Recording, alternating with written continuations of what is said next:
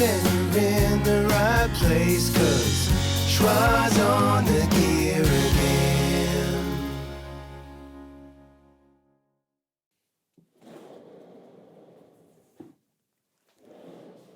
Hey everyone, welcome to the very first ever episode of Shua's on the Gear Again. I'm your host Shua and I am here to get on the gear. This is way harder than I thought. I am gonna get on the gear and tell you what I think. Audio, music related gear only.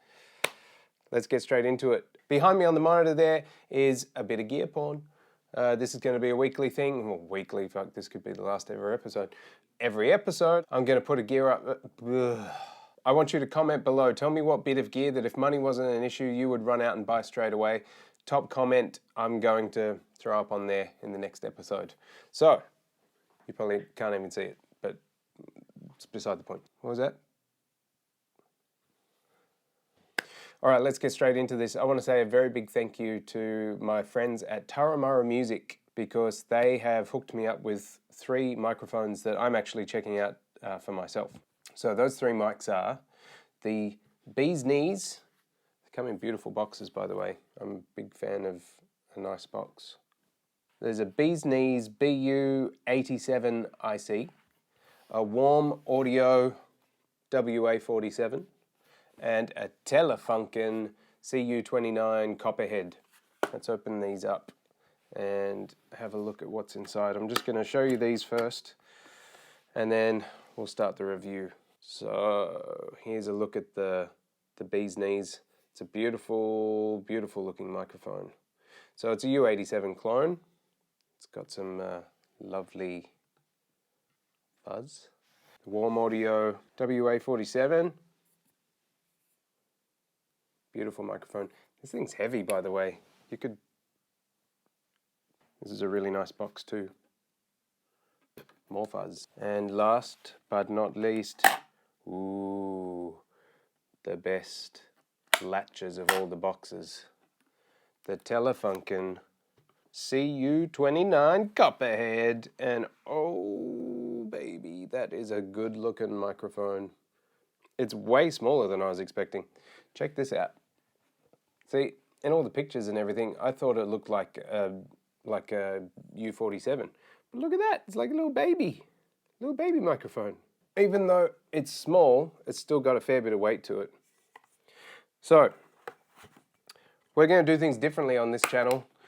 Instead of me just talk about stuff and then sing some, I don't know.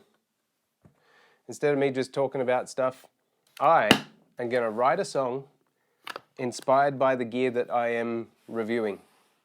And so without further ado, I'd like to premiere for you the very first ever Shua's on the Gear Again.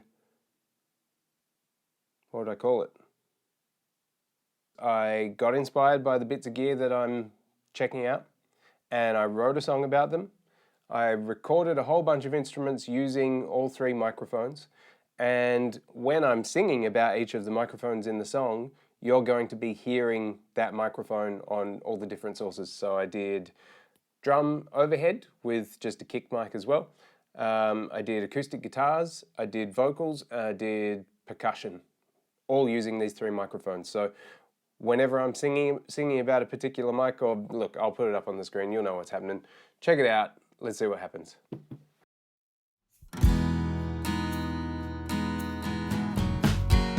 BU87, I see you and me, taking it slow. I got no place to go. Have you been made for me? WA-47, taking me straight to heaven. Gotta feel you out, find out what you're about. Will you turn me up to 11? CU-29. Damn, you look mighty fine, but is it all sure? Pretty soon we will know if you are gonna be mine. microphone shootout song. Because of this, it shouldn't be too long. So I'm gonna wrap this up now, so you can decide for yourself how good they sound. Sounds, yeah. Thank you.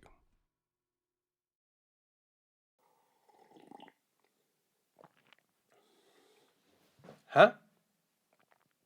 Fuck you, man. You try and write a song. Jesus. What did you think?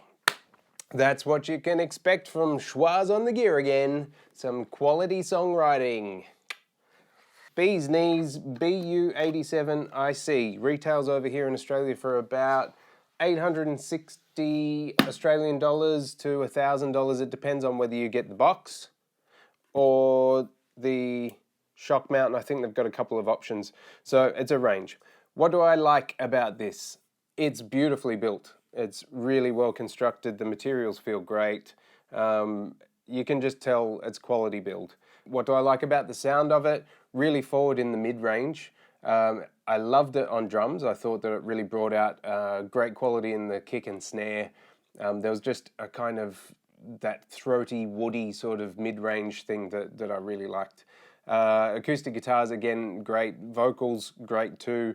The thing about it is that it rolls off really rapidly, for me at least, in the super high frequencies. So from, I don't know, maybe 12, 14K onwards, it really seems to taper off. So it's a darker sounding microphone, and it really is shaped more towards the mids.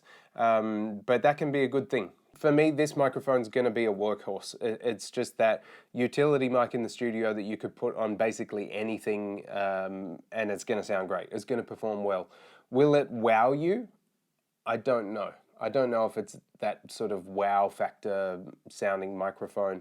It's just a really good, solid microphone. It doesn't have the harshness of some of the cheaper microphones in this kind of price range. So it's competing against, I guess, brands like Rode, Audio-Technica. There's some options that are $1,000 and under in Australia at least. It's probably smoother and just easier to work with. I tell you what, it smashed up really beautifully on the drums when I threw it through some dirt. It was great. What do I not like about it? Nothing.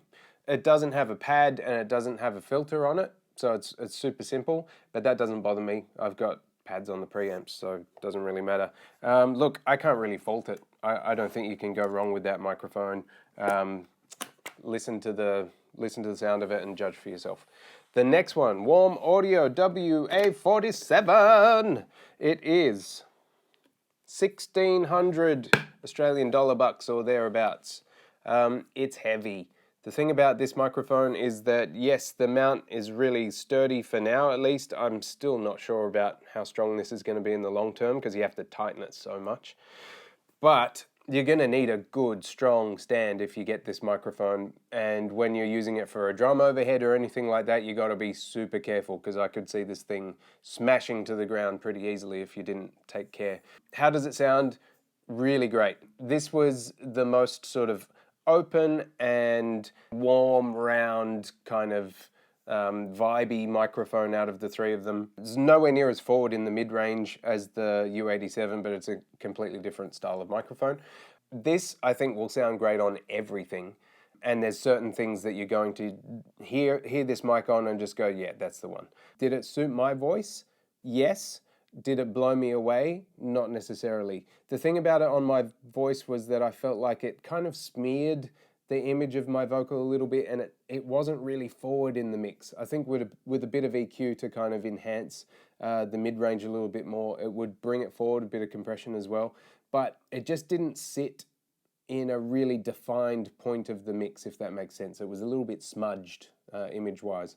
Loved it on drums, loved it on acoustic guitar, and it really comes to life when you switch to figure 8.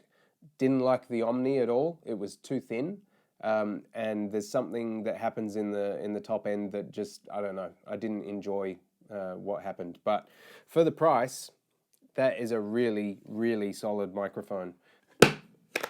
Box is okay. Shittiest latches out of all of them, by the way, on the box.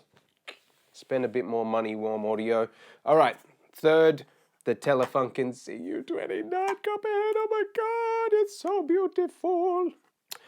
And this box, by the way, best box game out of the three of them. Can you tell I like boxes? This thing is just gorgeous. I just like looking at it.